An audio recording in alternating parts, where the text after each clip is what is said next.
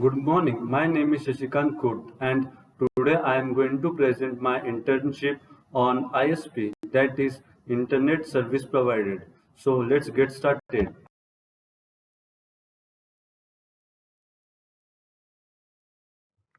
Today I will cover the introduction, company introduction, roles and responsibilities, project brief, architecture, DFD and UML diagrams, technical specifications, summary of daily tasks, impact on society, props and cons, learning what I learned from the internship and conclusion. ISP. ISP stands for Internet Service Provider. It is a company that provides individuals or other companies access to the Internet and other related services such as website building and virtual hosting. ISP requires a license to sell the Internet, which is known as Unified License. Basically, licenses are divided into three types: Class A license, Class B license, and Class C license. Class A license are those licenses which have privileges to sell their Internet all over the world, which is known as international license. Class B license is the state license. In that, in a particular state only, he can sell the internet. And Class C license is the local license. Like he can sell the internet in locally only. I am working in a Hiosec Solutions Private Limited. It is a private incorporated which was established on 22 July 2016. It is classified as non-government company. Uh, the roles and the responsibilities of the company is to maintain their network, maintain their ISP's network, and give some other services like maintenance of the websites and other firms. My role was to doing the survey of the area and taking care of the setup. And if there are some problems faced by clients, I have to do the troubleshooting and maintaining the access to the internet.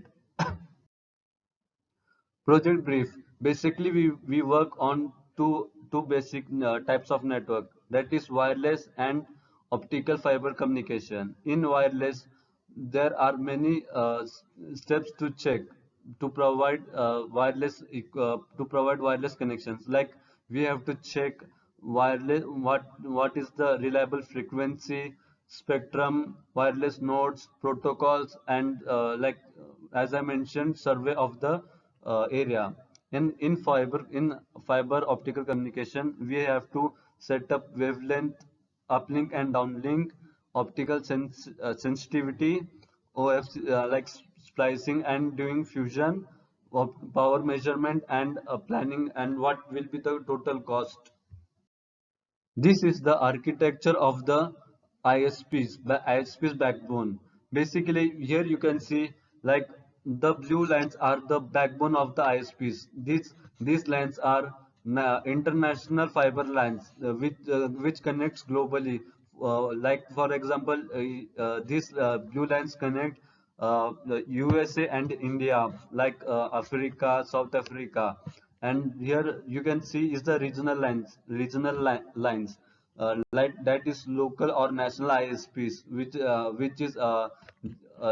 is filled by like national ISPs. So this is the detailed diagram.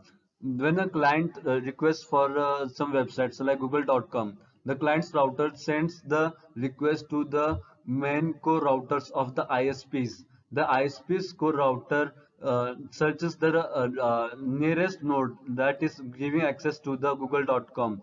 Then the request is sent to google.com, and the request is and then request is replied to the first ISP's core router. Then ISP's core router forwards the like to the client's router. And in between there are many firewalls and some security rules and policies. Uh,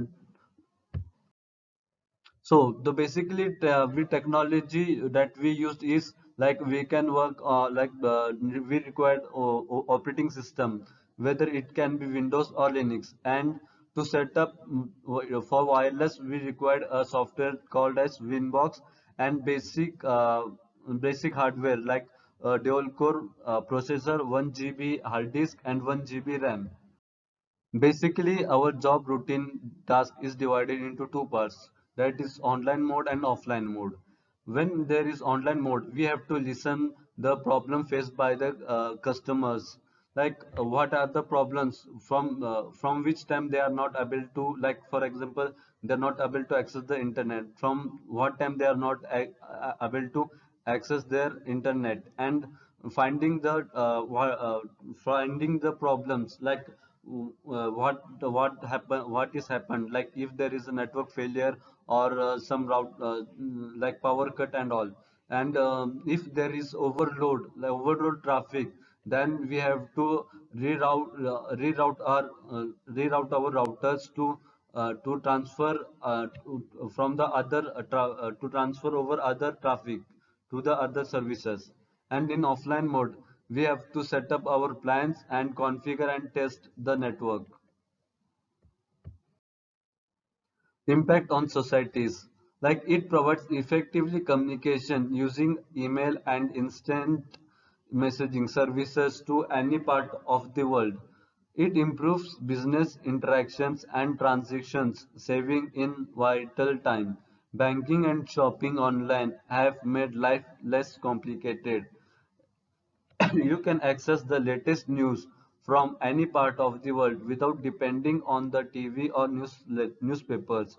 Education can has received a huge boost as uncountable books and journals are available online from libraries across the world. This has made research easier. Students can now open the online courses using the internet.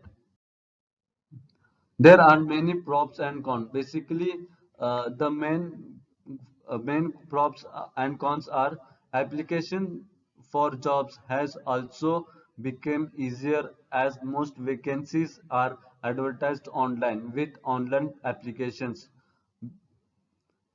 Professionals can now exchange information and material online, thus enhance research. The easy availability of illegal and inappropriate materials online that isn't age suitable.